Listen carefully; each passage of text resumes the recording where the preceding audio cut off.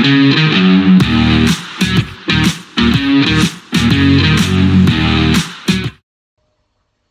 welcome back to the Supercoach Draft channel. In this video we're going to review NRL Supercoach Draft for the 2025 season. So as per usual, we'll go through our leagues that we've got and we'll go from there. So in the first league, I guess the redraft league I should say, if I go back to round 3. So managed to jag a win this week against Shano's Guns. So pretty rare event that I get one over Shane. But yeah, I guess having a look at my team, I should have gone through my team first, but that's okay. We had Harry Grant in the flex and only at 26 was a little bit disappointing, but again, he was playing as Penrith, so we weren't expecting a lot of attacking upside. The Roosters assets, Wong 54, Nwangani Tawasi 46, and Toy just the 26 against the Warriors. You know, it's going to happen with centre wings from time to time. We had Nico as VC, but wasn't really available to use the loophole there. So 115 was fantastic from him. Cam McInnes with 52 is solid. Jai Gray with 26.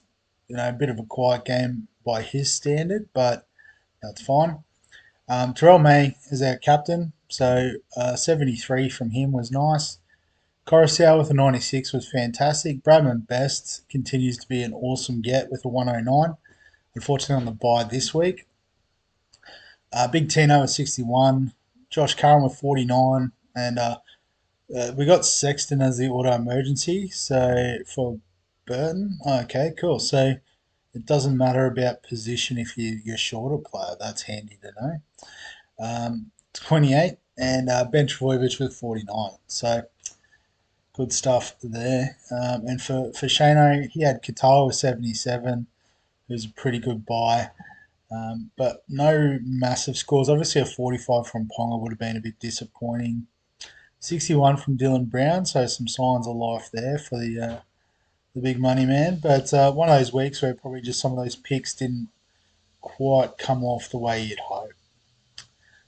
Across the league, looks like the top this week was Guns N' Roses, Shoaib's team with a 983.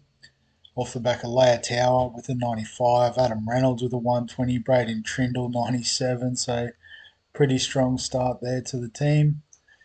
Had Keanu Kinney as captain, so some sad news about, looks like he's out for the season with a neck injury is the report I saw this morning. So might have to move on there. Ola Kawata and Hopgood scoring decently as well. So well done this week, Shoaib. Well, actually, before we get stuck into the overall sort of players, I should go through the other league as well.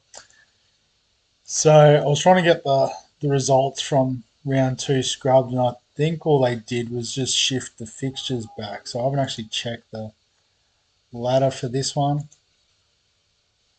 Did they fix it? No. So I think we just got to go from this point, and it'll come good next year surely. But I guess this week was a good win in this Dynasty League, Keeper League, with 1,015, mostly off the back of captaining Payne Haas, 280 points in the bank.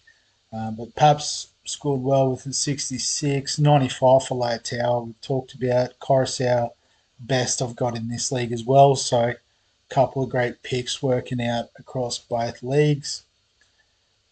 While for the Sloth Liam's team, he's got Katoa as well. Captain Drinkwater, which probably didn't work out as planned. It's got Big Tino DCE with a hundreds, nice. Yeah, so not too much to report on there. So in terms of, I guess, players to target, we'll just go down. Obviously, all these guys at the top are pretty highly owned. Well, actually, Instead of shouldn't be sorted by percentage pick, should it? I can actually do that in the filters, can't I? So if we have a look at players in less than, let's say, 50% just to start with, 51, close enough.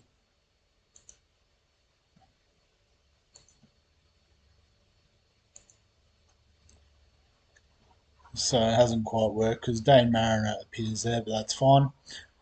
So you can see we've got Seb Chris is the highest averaging or highest scoring after 3 rounds. Should do it by average, so we get a couple of the 1 and 2 game guys in there. So Tyrell Sloan didn't play last week, but is named to play this week at 40% ownership. If he's available, it could be worth a look. I think Tom Jenkins is a pretty good one. 12.4% picked in leagues or for 91. Admittedly, this was playing at fullback and he is moving to the centre. Um, but definitely one to keep an eye on. Trey Mooney's another one.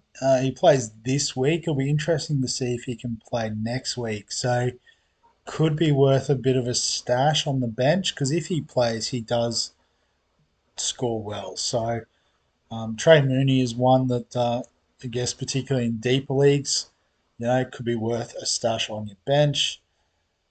What's the latest on Khan Pereira? Not too sure. So I guess at 31%, you could potentially look at grabbing him and putting him on the bench. Savage and Chris against the Cowboys this week could both be nice options if you're looking to stream as centre wing during this time. I did skip over Kent just because he's on the bye. But with the news that Dylan Lucas is out for 6 weeks, he could be a short term cover on your bench potentially.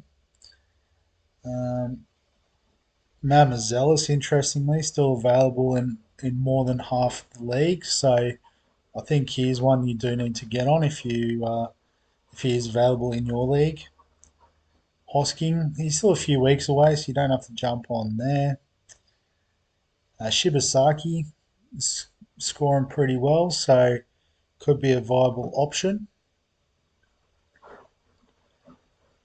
But I guess the one that won't necessarily appear on this list as we go down, the likes of Seyfarth only in 25%, I think is criminally under-owned. Kai Pierce Paul 52, okay, fair enough. Um, yeah, because he won't have averaged anything this season. I'll just search, it's going to be quickest. But Jalen de Groot, so he looks like he's the one that's coming in to replace Kinney at fullback. Maybe a question mark about win foreign returns. Does Brimson revert to the 1 and 4 and slot in at 6? Um, I'd imagine that part of the plan of putting Brimson and Campbell together was the long term sort of future of the squad. So this doesn't actually tell you ownership. It's a bit flat. I'll have to filter it out on here, I suppose. So what are we looking for? Centre wing from the Titans. This will sort it out a bit. So yeah, only in 0.3% of leagues. So basically available across all leagues. Um, Given that he's named this week, and assuming that he does get the next few weeks, should get dual position with the round 7 list updates. So I think he is one to definitely target. So much so, I'm going to have a bit of a look now and see how I can get him into my squads. Jump the gun, early bird gets the worm, all that sort of good gear. Because I'm pretty sure he will be a free agent. So which league are we in here? We're in the Dynasty League at the moment. So what do we got? So doing right there. So Campbell Graham's out for an indeterminate amount of time. Um, but just looking through this, who do I actually want to get rid of? I've got pretty happy with the squad. Do I even need the Groot in this league?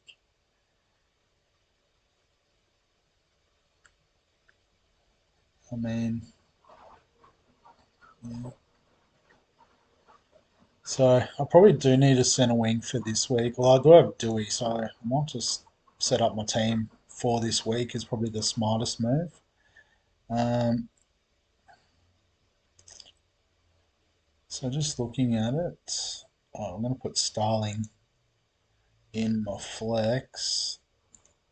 Okay, Weeks at 5'8", and Metcalf at half. So I guess the decision this week is really between Sandon Smith and Metcalf. Well, sorry, Weeks. We'll guess those three for the two halves spots. But the rest of it, I think, is pretty fine. Butcher's back on the bench, which is nice. Um, so then I guess, yeah, who out of these bench guys would you drop for a degree? I don't really think I'd look at any of them unless I guess it came out that Graham was out long term.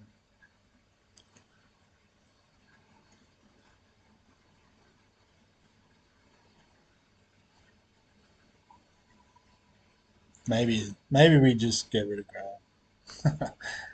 He might be available later down the track, or someone else might be. But I guess it's the sort of punt that we want to have a look at.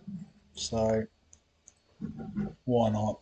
Pretty and like I said, pretty happy with the rest of the squad. So if I am throwing someone else in the competition a bone by dropping Graham, so be it. Alright, no, it's gonna take forever. I've got to just search for him, don't I? Bang, get in the team.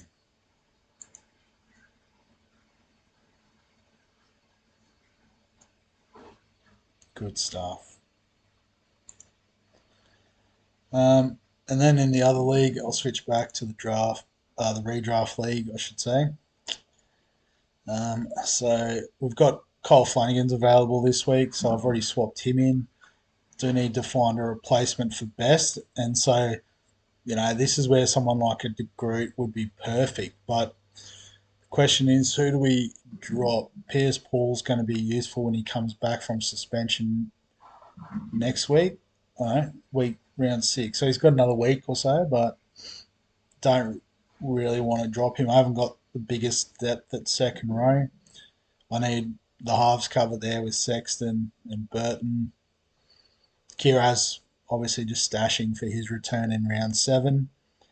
Um, so it's probably going to be a fullback. And I guess just long term, it probably makes sense to actually drop Jai Gray. So I might push Kennedy or Yongi. Does it have the fixture here? Yeah, so the Sharks against the Bulldogs. I hope Kennedy doesn't go well. But I guess Yongi at 4 points against Manly might be a bit tougher anyway. So I'll push Kennedy in and I'll drop Jai Gray. As good as he has been for me at the start of the season, I've got a couple of longer term fullbacks. And I guess as well, the whole point of trading into Groot is he should become fullback in the long term, assuming the mail is correct. So we'll bring him in. Oh, hang on, what happened there? Oh, someone already got him. Someone's snapped him. Jeez, that's quick. Oh, trades I propose. So, scrum bags. Too quick. I just realised I've got a trade offer here too. So, Cam McInnes to K Weeks. Yeah, so I don't think so.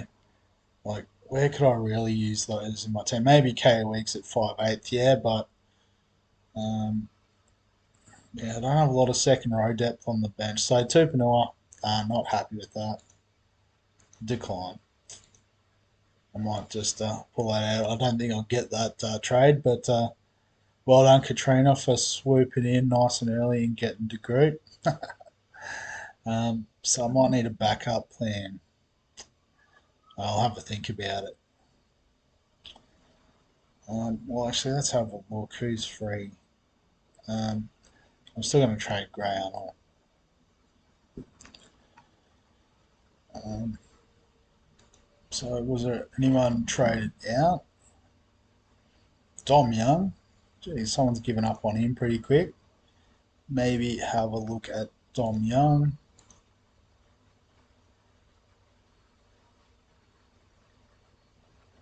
But I guess failing that, someone else might get Dom Young. I don't think I've got high waiver priority. What free agents have we got in the centre wing? So I guess Montoya or Wilson could be handy. Avarillo, Vilea, I guess I did have at one stage. Tom Jenkins is available. There's worse shouts than that. Robert Derby, Michaela Ravalawa, Tony Francis did me dirty in fantasy. Rocco Berry, first game of the year, could be useful. So it looks like there's plenty of options there. When's the waivers finish? So Friday morning. So Gray will be locked out by then, won't he? That's not going to work, I don't think. Can you drop someone after they've played? I don't think so.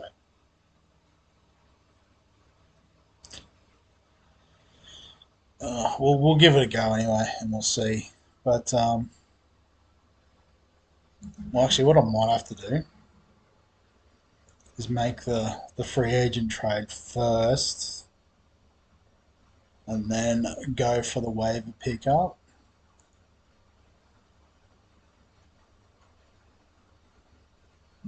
So I might just go Montoya against the Sharks. I don't know if he will score, but West Ham's the worst. He can be useful throughout the season. And now what we'll do is we'll try for the waiver claim, I think.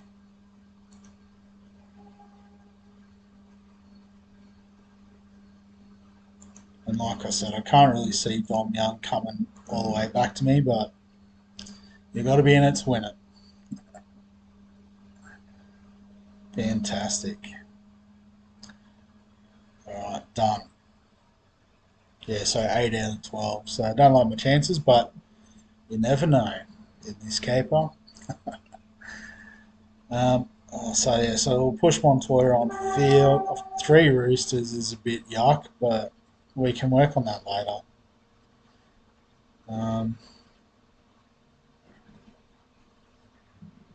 yeah. Oh, it is what it is. I'd get rid of these two before Young anyway, so that's fine. Um, I guess I didn't really talk captain, vice captains. Um, so it's pretty late in the round to VC Hines. So again, I hope he doesn't do well against the Bulldogs. South and Penrith, we haven't really got much on there. If we do get Dom Young, he's probably like the perfect VC against the Titans.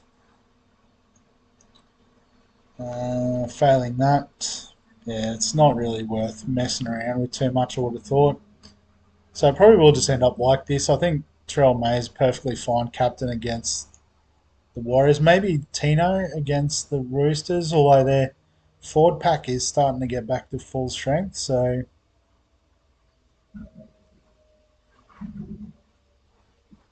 yeah, I'm just going to leave that one as is. I think with the Dynasty League too, it's hard to go against Haas, particularly with Cleary out this week. Um, so maybe just Isaiah Yeo as VC could have his hands on the ball a little bit more with the young halves pairing there. So it could be worth a little VC shout. And then yeah, Payne Haas captaincy, pretty straightforward. Actually, I didn't really check the free agents in this league, other than De Groot. Who would I potentially trade out though? It's hard enough trying to find a trade out option here.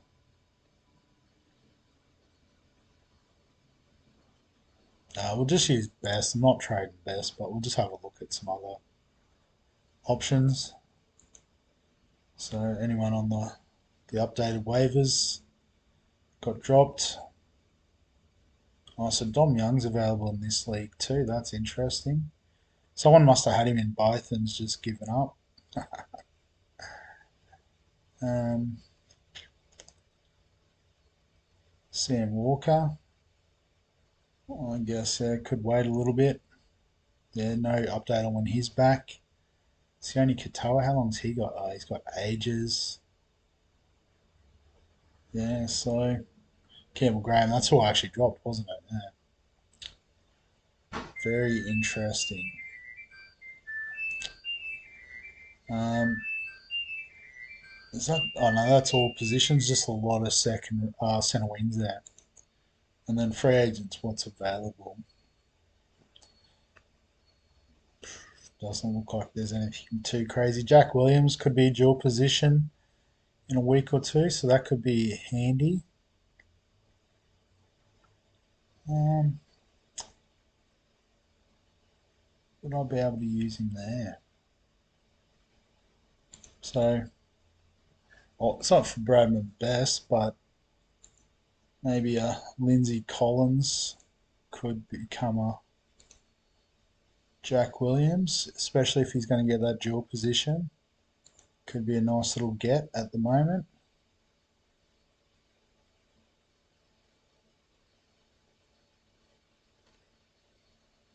Yeah, let's do it.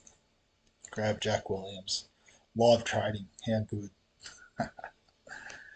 But I've probably gone long enough with this one. So once the team reloads, we'll wrap it up there, I reckon. So yeah, that's draft going into round 4. As always, if you've got any questions, comments, thoughts, feel free to add them below this video. Give us a thumbs up if you enjoy the draft content. Subscribe for all the fantasy sports content on the channel. And other than that, we'll catch you in the next one.